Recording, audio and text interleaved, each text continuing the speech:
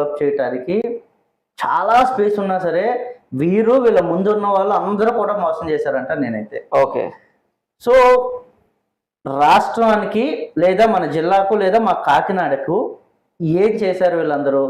మెడలు వంచి ఎంపీగా నేను ఎక్కువ ఎంపీలు నెగ్గితే మెడలు వంచి మోదీని ఫండ్స్ తెస్తాను 100,000 కోట్లు అని చెప్పిన జగన్మోహన్ రెడ్డి అదే మోదీ దగ్గరికి వెళ్ళి నమస్కారం పెట్టి పక్కన కూర్చుంటాడు. గెలిచిన జగన్ అలాగే చేస్తాడు, ఓడిపోయిన చంద్రబాబు అదే చేస్తాడు.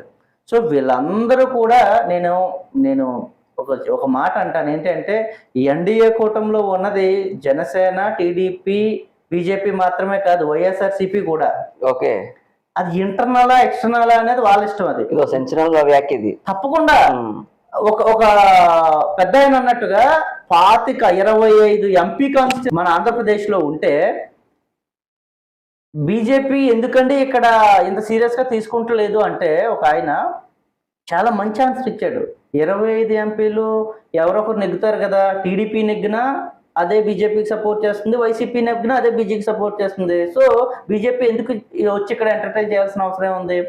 వాళ్ళు హ్యాపీగానే ఉన్నారు. వైఎస్ఆర్సీపీ రాష్ట్రంలోనే వీళ్ళు ఫైటింగ్ తప్ప దేశం నుంచి మనం ఏమైనా తెచ్చుకుందాం, మన రాష్ట్రాన్ని, మన జిల్లాని, మన నియోజకవర్గాన్ని ఇంప్రూవ్ చేయాలనే ఉద్దేశం 2 పార్టీలకు లేవు.